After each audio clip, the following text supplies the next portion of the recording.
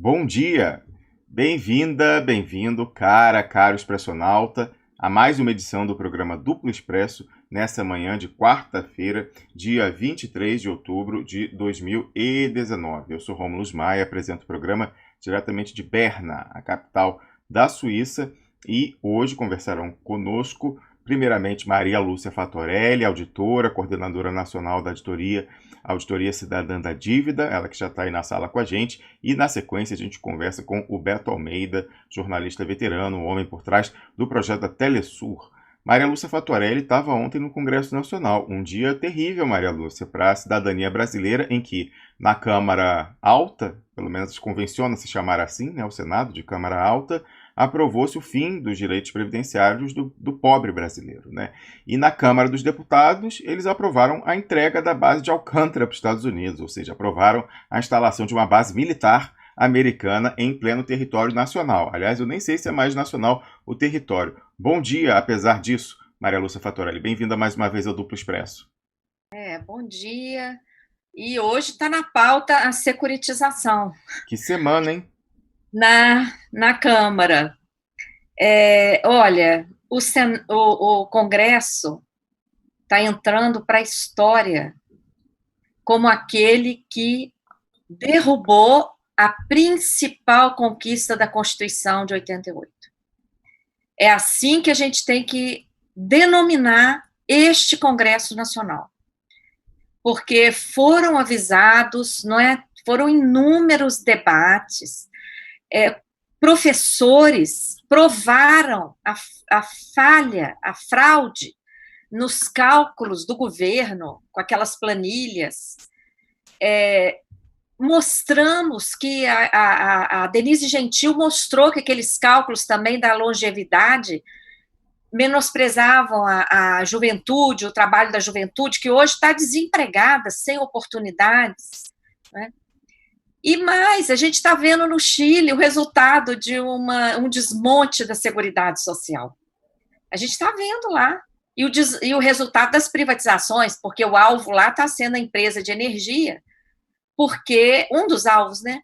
Porque a empresa de energia lá privatizada cobra tarifas absurdas que a população não consegue pagar. Então, veja bem, a gente está enxergando esse filme, um filme que não está dando certo, um filme que ninguém aprecia. E nós estamos dando os mesmos passos aqui no Brasil, desmontando a Seguridade Social, que é o principal programa social que existe no Brasil. Eu ontem estou até arrumando aqui, que eu vou mudar, eu estou fazendo umas arrumações, eu encontrei o primeiro folheto, um instante só que eu vou pegar. Por favor, Maria Lúcia Fatorelli, pode pegar. Enquanto isso, eu vou mostrar aí na página lá da Auditoria Cidadã Tá. o apelo que se faz a cada pessoa aí que está assistindo a gente. Olha, venha fazer a sua parte. Aí, ó, esse PL da securitização, PLP 459, como a É, Maria Lúcia falou, tá na pauta hoje, gente. Então, quem isso. puder... Você vai à Câmara hoje, Maria Lúcia?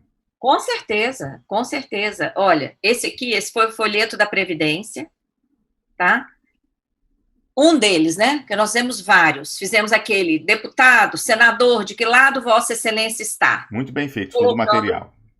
pois é, colocando de um lado o trilhão que está sendo roubado da classe trabalhadora, e do outro lado o trilhão que já foi nos últimos 10 anos para remunerar a sobra de caixa dos bancos de forma ilegal e que querem legalizar aí com o PL 9248, com o PL 112 de 2019 na Câmara, etc. Esse aqui foi uma encadernação de 12 páginas, olha, 12 páginas, mostrando como que a Previdência é o maior patrimônio social do Brasil. Pois bem, esse Congresso tem que entrar para a história marcado, um por um, tem que ser marcado como aquele que destruiu a principal conquista da Constituição e que ainda tinha muito que avançar, que nem chegou a ser É verdade. implementada totalmente, não é? Ainda tinha muito que avançar, tinha que melhorar os benefícios, tinha que buscar alcançar aquelas pessoas que ainda estão excluídas da assistência social, num dos países mais ricos do planeta. Enfim, faltou muita coisa? Faltou muita luta. Era isso que eu ia perguntar, Maria Lúcia, porque tá certo, né? O Congresso Nacional, essa legislatura, entra para a história, mas o grau de responsabilidade ele não é igual entre todos, porque tem alguns ali de quem a gente não esperava coisa diferente. Agora, a bancada de esquerda, as centrais sindicais, os sindicatos, os órgãos que, em tese, representam a classe trabalhadora, eles fizeram alguma convocação para ocupação, manifestação, pressão nas bases dos deputados. Parece que o trabalho ficou sozinho para pessoas como você, Maria Lúcia. Por que será? Pois é, olha, foi muito estranho esse processo. Por um lado, as centrais e os sindicatos tiveram o seu funcionamento ameaçado, tanto pela reforma trabalhista, como por aquela medida provisória que afetou a arrecadação e tudo mais, mas depois aquela medida provisória caiu. Então, o que faltou mesmo foi uma conscientização em relação aos danos dessa reforma. Muitos sindicatos, principalmente sindicatos de categorias mais fortes, ficaram iludidos durante quase o tempo todo, achando que iam conseguir uma emenda aqui, outra ali. Agora, continuam iludidos, achando que vão conquistar alguma coisa na PEC paralela. A PEC paralela da Previdência traz aí alguns benefícios, principalmente para as carreiras militares.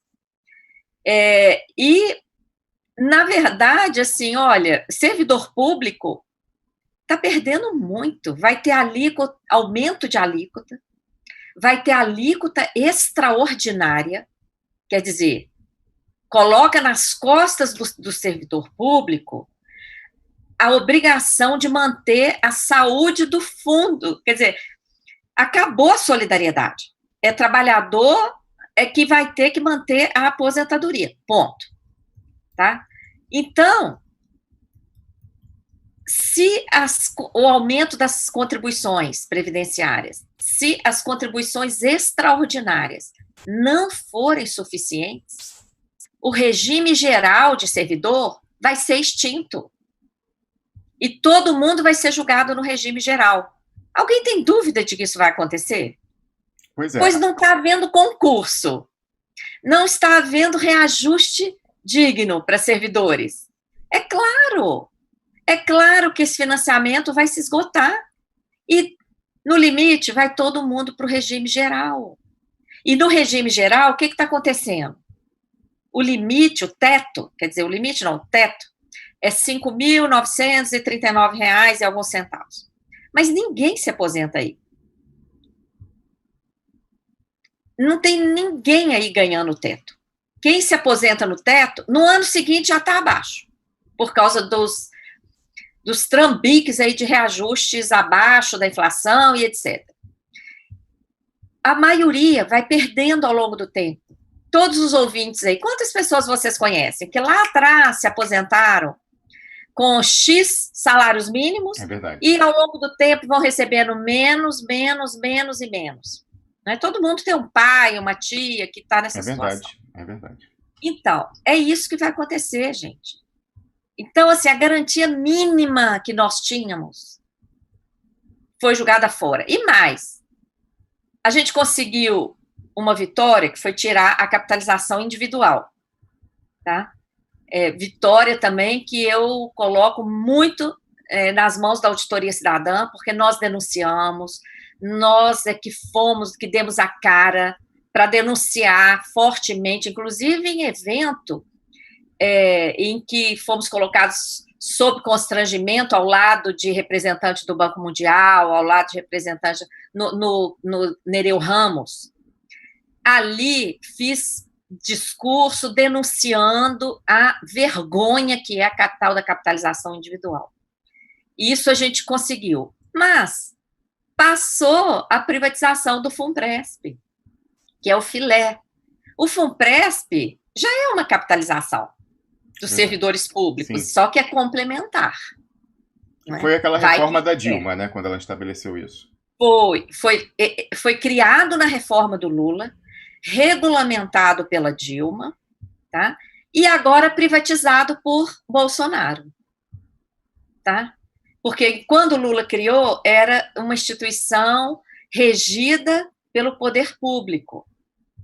Quando Dilma regulamentou também. Agora, pode ser regido por instituição privada. O que significa isso? Entrega para banco. E como é que funciona? O banco recebe as contribuições dos servidores, mas ele não fica com esse dinheiro. Ele aplica em papéis. Claro.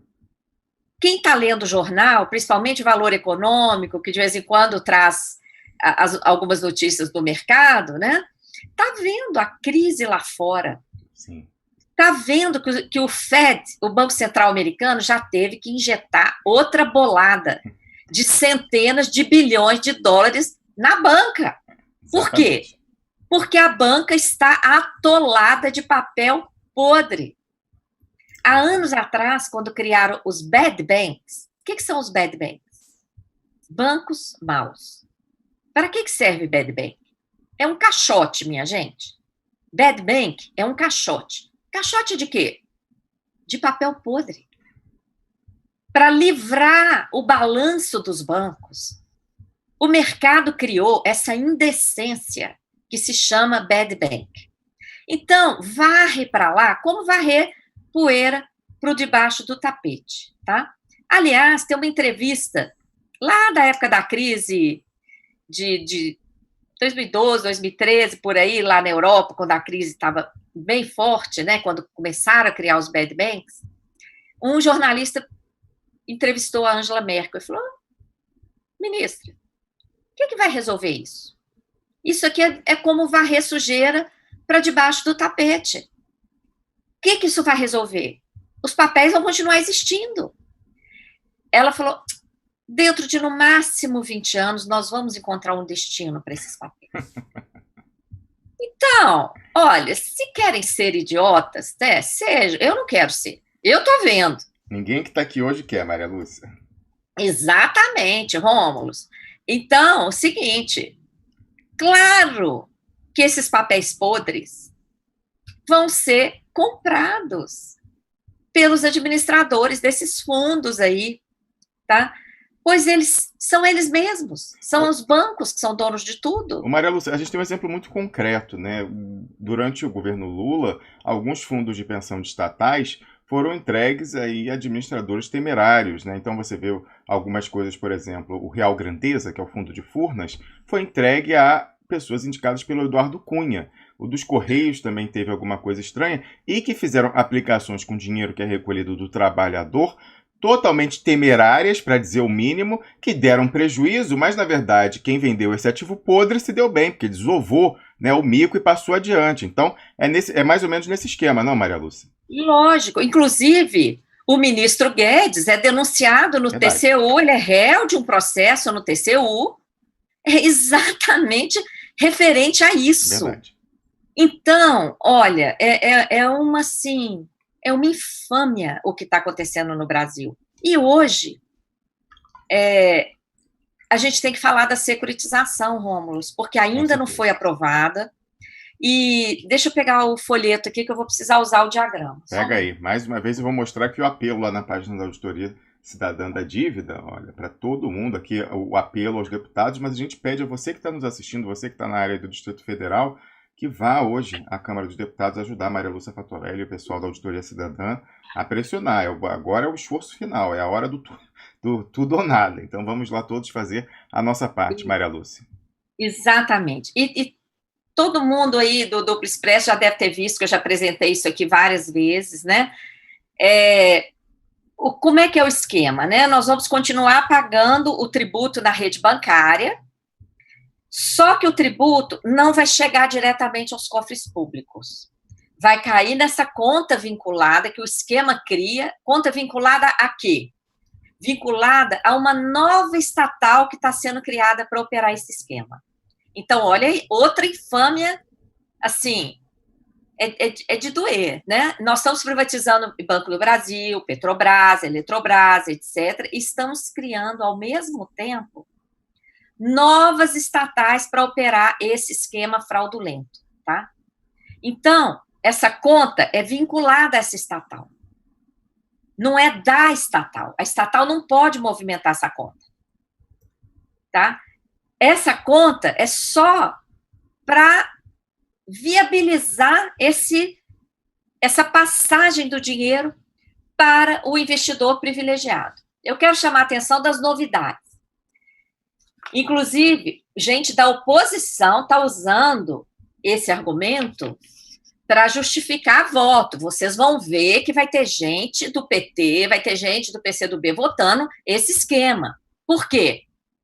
Eu tenho conversado lá, eu tenho visto parlamentares dizendo, não, nós fizemos uma modificação no relatório, nós estamos impedindo que o ente federado dê garantias para esse negócio. Porque dá garantia, gente, garantia está lá regulamentada na Lei de Responsabilidade Fiscal, e esse esquema não obedece a nenhuma daquelas salvaguardas lá. Então, o que fizeram? Colocaram lá no texto do projeto que o ente federado está proibido de dar garantias, ok? E muita gente está justificando que vai votar a favor, porque não vai ter garantia, não vai ter problema. Outra vez eu pergunto, alguém é idiota? Não. Ao mesmo tempo que o texto do projeto está dizendo que não pode dar garantia, o texto do projeto está dizendo que o ente federado pode fazer essa cessão aqui do fluxo de arrecadação. Gente, tem garantia maior do que essa? É a mesma coisa da nossa vida pessoal, de você fazer aquele empréstimo consignado. Verdade. Antes do dinheiro chegar na sua mão, ele já vaza para o seu credor. Tem garantia maior do que essa, gente? O dinheiro nem vem para a sua mão, você nem tem a opção de escolher, olha, eu estou aqui com um problema grave que eu vou esse mês pendurar essa dívida, porque é uma questão de vida ou morte ali que eu tenho que acudir. Não, não tem essa opção. Antes do dinheiro vir para sua mão, já foi, já passou, já foi entregue. Então, olha, esse projeto é assim, acho que eu vou até escrever agora uma folha sobre isso para entregar lá hoje, sabe? Quem é idiota?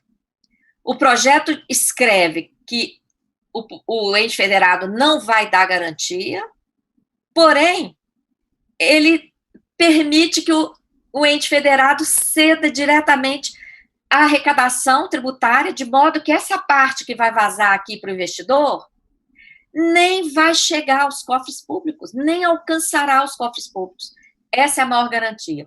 E a outra... Maria Lúcia, ainda sobre essa questão da conta vinculada, vou botar aí na tela o material. Para quem quiser pegar esse folheto aí da Maria Lúcia, tá lá na descrição do programa de hoje em duploexpresso.com.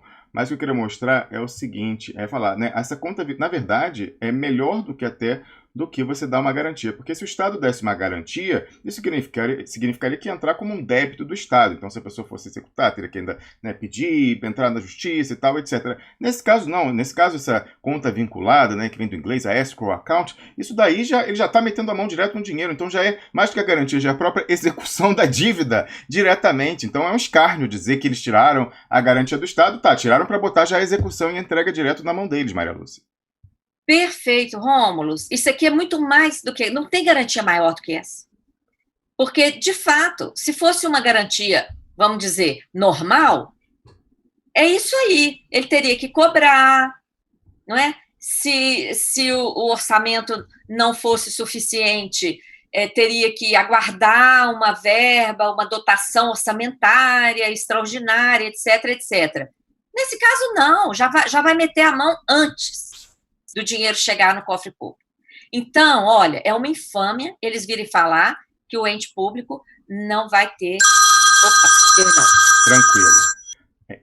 Eu estou dando uma entrevista, depois eu ligo. Muito requisitada, Maria Lúcia Fatorelli. Claro, ela é uma das poucas a falar a verdade, todo mundo que não é bobo quer saber o que Maria Lúcia tem a dizer. Maria Lúcia, eu ouvi outro dia, aliás, compartilhei no Twitter, acho que até te marquei na oportunidade, o Paulo Guedes dizendo que ele pode desistir, porque ele é bonzinho, daquela história de desvincular as receitas da União com relação aos percentuais constitucionais. É lógico, com a securitização não tem mais orçamento, não precisa mais desvincular nada, já vai direto para a banca. É igual, é igual a reforma da Previdência. O Bolsonaro fez a propaganda, e o Guedes também, que eles estão acabando com a DRU. Eles estão acabando com a DRU porque, na proposta deles de reforma tributária, eles acabam com as contribuições sociais. Claro. Vira tudo imposto. Então, acaba, sabe, olha... Bom, mas vamos lá, né? Eles acham que alguém está acreditando nisso? Só idiota está acreditando nisso, né? Os idiotas deles lá, mas a gente não está acreditando, não. A outra infame que está nesse projeto é que tem um artigo lá que fala assim: essa operação não caracteriza contratação de dívida. Ora, como é que funciona a operação? Essa estatal que é criada para operar o esquema, ela emite papéis financeiros, emite debêntures, oferecendo pagar juros indecentes. No caso de Belo Horizonte, foi IPCA mais 11%, na época que o IPCA dava mais de 11%, dava 23% de rendimento. Não existe aplicação assim no planeta. Nada, não. Tanto é que quem estruturou a operação em Belo Horizonte foi o BTG Pactual, e quem comprou 100% das debêntures lá foi o BTG Pactual. Tá? Então, olha bem, a empresa emite papel, o mercado compra, paga, a empresa fica só com um pedacinho do dinheiro. Em Belo Horizonte, foram 230 milhões aqui as debêntures, 30 milhões ficaram na empresa, 200 milhões chegaram no município de Belo Horizonte. O que são esses 200 milhões aqui, gente? Dívida pública. Como é que o município recebeu esses 200? A empresa foi uma mera fachada para o município contratar esses 200 milhões no mercado. Agora, o município não registra esses 200 milhões como dívida. Ele registra como venda de ativo. E que ativo ele está vendendo? O fluxo da arrecadação. Claro. Tá? Isso aqui que ele está vendendo. Ó. Ele está vendendo o fluxo da arrecadação. Só que em que montante? Nessa operação, quando ele recebeu aqui, ele recebeu 200 milhões, não foi? E quanto que ele vai ceder por fora, naquele outro diagrama? Quanto que ele vai ceder por fora? 880 milhões. Isso é inacreditável. Mais IPCA, mais correção, mais juro de 1% ao mês, que dá mais de 12% ao ano. Então, duas mentiras deslavadas no projeto. Primeiro, que o ente federado não vai dar garantia. Ora, ele já está entregando o fluxo da arrecadação. Já é execução da garantia, garantia executada. Já é garantia executada que ele está dando. E segundo, fala que não é operação de crédito. Ora, tá na cara que é, tá?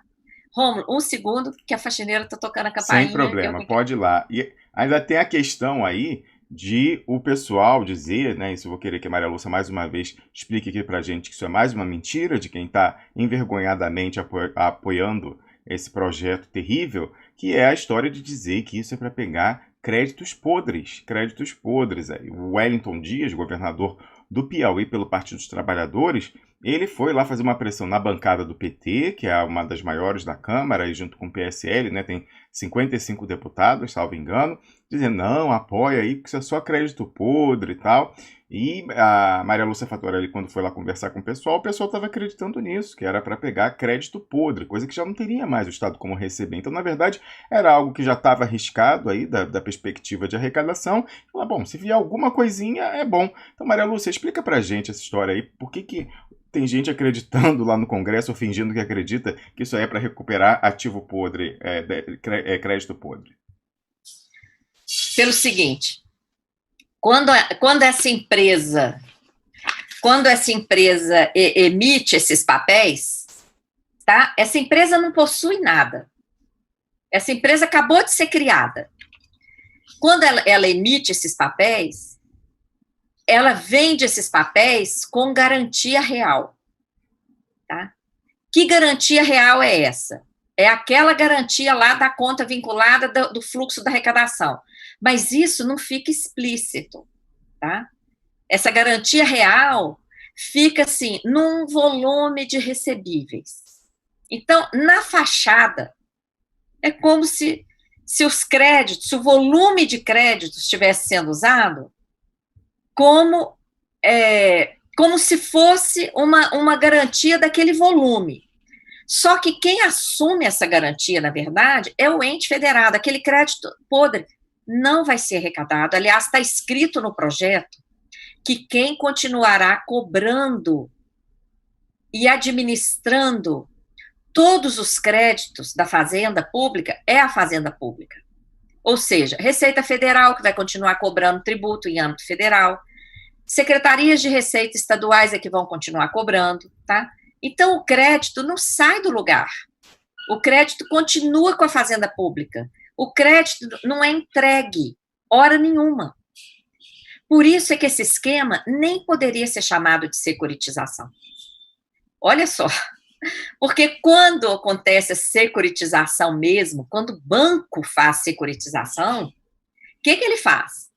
Ele entrega aquela carteira de clientes ali, de devedores podres mesmo, e vende para essas pequenas corretoras, para essas pequenas instituições de cobrança, não é? Para elas receberem o que elas quiserem.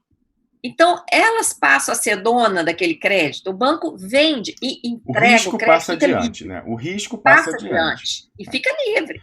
Um exemplo concreto do que é uma securitização foi o que aconteceu com aqueles créditos lá das hipotecas dos Estados Unidos que levou à grande crise de 2008. Os bancos pegaram um bando, eles constituíam lá um fundo e vendiam como se fossem as cotas. Então, quem armou aquele fundo passou adiante, passou o risco junto. Então, quem comprou ficou com o mico na mão. Dessa vez, não. Dessa vez é diferente, porque o risco não é passado adiante. O risco continua com o Estado, né, Maria Lúcia? Pelo contrário, o risco todo continua com o Estado, como você falou, e o Estado entrega a arrecadação, abre mão de um volume enorme de arrecadação. Arrecadação líquida e certa, gente, dinheiro que cai no banco é que está sendo cedido. Não é o crédito, é o dinheiro. Isso está disfarçado no projeto. O projeto está escrito: União, estados e municípios poderão ceder direitos sobre créditos, tributários e não tributários. Tributários são os impostos que pagamos. E os não tributários? Nós estamos vendo isso lá no Rio de Janeiro, na Rio Previdência. Lá estão cedendo os royalties do petróleo, tá? Para uma empresa em Delaware, paraíso fiscal dos Estados Unidos. Verdade. Tá? Olha, não é fácil começar o dia assim, né, gente? Eu sinto muito, eu queria estar falando um monte de coisas boas, mas o que é bom? O que é bom é que a gente está enxergando isso. E que, ainda que esses malucos que estão lá votando isso aí, em troca de propinas, em troca de sei lá o quê... Às vezes até chantagem aí, Maria Lúcia. Tem casos aí de chantagem, a gente tomou conhecimento de um grave. Né, Rômulo? Pois é. Maria Lúcia, você vai chegar lá no Congresso hoje, que horas lá, para o pessoal te procurar lá? Olha, a partir de 9 é que abrem as portarias lá. Certo. Hoje, inclusive, tem um lançamento de uma frente em defesa do serviço público no Senado. Eu nem vou poder, talvez eu dê só uma passadinha lá, porque a nossa briga hoje é contra a aprovação da securitização na Câmara. Claro, importantíssimo. Então, eu vou para lá logo 9 da manhã. Depois dessa entrevista, eu tenho outra entrevista para Rede Brasil Atual, e logo em seguida já vou me dirigir lá para o Congresso, ficar lá o dia todo, né, procurando de novo as lideranças. Mas é triste, gente. O que está acontecendo é o seguinte: vários governadores E a Febraban, né, lógico, a Febraban está lá dentro, porque quem vai ganhar com esse esquema são os bancos. Então, o mercado financeiro está lá dentro do Congresso, pressionando, e governadores de todos os partidos, viu? Prefeitos e governadores. Do PT estão lá o governador da Bahia, o governador do Piauí. Ah, da Bahia também, é? Da Bahia também, tá? Querem implantar isso nos seus estados. Então, aquelas pessoas do PT que estão nos assistindo, eu faço um apelo que pressionem os deputados. Esses governadores estão enganados. Eles estão iludidos com esse dinheirinho inicial que chega lá nos cofres públicos quando as debêntures são vendidas. Com aqueles 200 que chegam, como chegou em Minas Gerais, em Belo Horizonte. Só que em troca desses 200, eles vão ter que entregar 880. A coisa então, assim, é tão insustentável que eles vão ter que ficar obrigados a fazer uma nova emissão logo em seguida. Só que o dinheiro da segunda emissão já não vai chegar aqui no cofre público. O dinheiro da segunda emissão já vai ser para ajudar a sustentar esse esquema. Parece um cracudo, né? Uma pessoa com crack, né? Se torna uma espiral, uma bola de neve, a pessoa entra naquele ciclo vicioso. Não tem saída, Maria Lúcia, depois disso aí. Não tem saída, Romulo. E olha, é tão insustentável, que o volume de dinheiro que vai ter que ser transferido aqui antes de chegar ao cofre público, esse volume aqui só vai aumentar. E mais, isso aqui acontece lá na rede bancária. Alguém tem acesso ao que acontece na rede bancária? Não vai ter mais transparência. Acabou o orçamento, não existe mais orçamento. Acabou, gente. É sigilo bancário aqui no Brasil, a lei é sigilo. Então, esse esquema aqui, vai acontecer durante o percurso dos recursos pela rede bancária. Ninguém vai tomar conhecimento. O orçamento vai minguar cada vez mais. Porque, como o negócio é totalmente insustentável, você recebe 200 e fica devendo 880 corrigido, isso é completamente insustentável, o volume de recurso que vai vazar aqui vai ser cada vez maior. E esse aqui, como é que vai ficar? Vai minguar. Não é? É muito triste. Não é? Então, aquelas teorias do fim do Estado, elas estão se concretizando aqui nesse esquema, porque sem orçamento não existe Estado. Claro. Não é? Agora, aqui no Brasil, a responsabilidade é maior. Por quê? Na Europa, quando nós descobrimos esse esquema na Grécia, na auditoria da dívida da Grécia, todo mundo pensava que essa empresa era um fundo de estabilização europeu, era uma coisa muito boa, porque o mercado faz isso, né? Ele apresenta as coisas dourando a pílula ao máximo. Era o nome bonito, né? Fundo de Estabilização Europeu. Imagina, quem vai ser contra isso? Né? Só que eu cheguei lá para fazer a auditoria e falei, cadê o contrato? Ah, não tem contrato. Já tem que ter contrato. Tem que ter contrato. Não existe negociação pública sem contrato. E aí, o que a gente descobriu? Em procedimento de auditoria cidadã,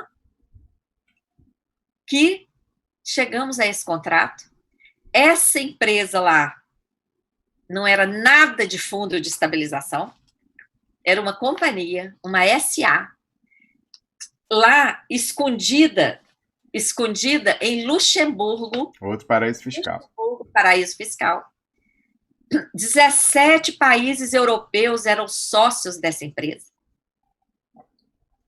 Entregaram no primeiro ano 440 bilhões de euros de garantias, no segundo ano 780 bilhões de euros.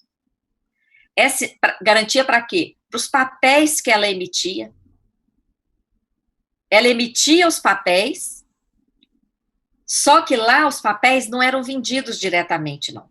Lá, na Europa, os papéis entravam como dívida da Grécia A Grécia foi usada como vitrine. Certo. E aí, a Grécia, o FMI obrigou a Grécia a criar um fundo. A Grécia não podia vender esses papéis para resolver os seus problemas de orçamento. Ela tinha que entregar esses papéis para esse fundo. O fundo é que vendia. De que forma? Vendia para os bancos pagavam com papel podre. Olha só. Então, a Grécia registrava a dívida e ficava com papel podre.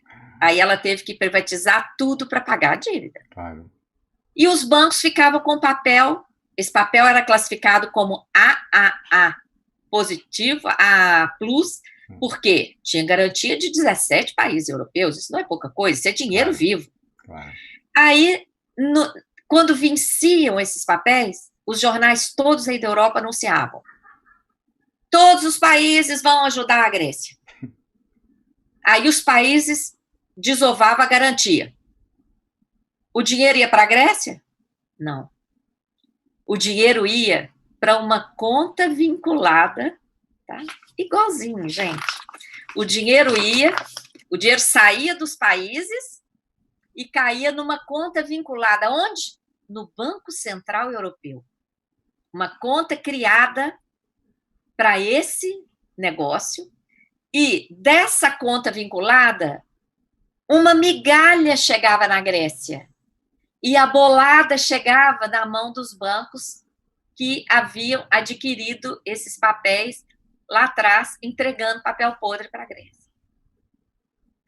Quando a gente descobriu isso, até o coordenador da comissão lá chegou a falar: não, isso é teoria da conspiração. Eu falei: olha, se eu não tivesse a documentação de tudo isso, até eu acharia que isso é uma teoria da conspiração, porque 17 países europeus caírem nessa enroscada, né? E aí, o que deu? Não deu em nada. Por quê? Na época, o ministro Varoufakis falou: se a Grécia tomar uma providência aqui, vai ter uma crise no mercado financeiro, porque o mercado financeiro todo estava envolvido nisso. Agora, lá, já tinha 5 anos que o esquema estava implementado. Nós descobrimos isso em 2015. Isso foi implementado desde 2010. Já consideraram tarde para rever, pelo menos naquele momento, e da forma como a gente queria que fizesse. Aqui no Brasil, nós vimos antes.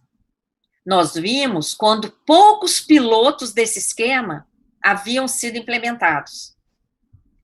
Poucos. Agora querem legalizar, gente.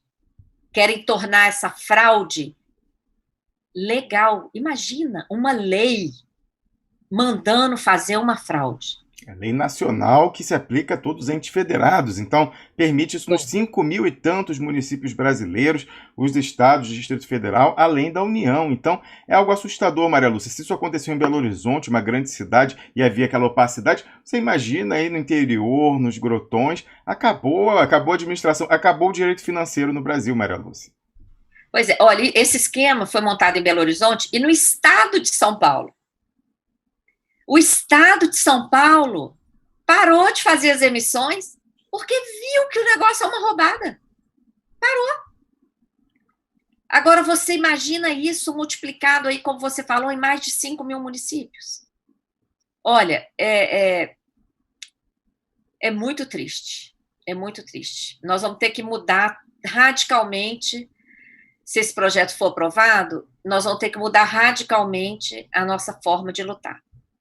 Nós vamos ter que desistir desse Congresso de vez, tá? Se for aprovado, olha, desiste de vez. Não tem nem mais utilidade, Maria Lúcia, porque para votar e fiscalizar a execução orçamentária não tem mais orçamento. Não, e outra, o Congresso está simplesmente referendando o que o mercado quer.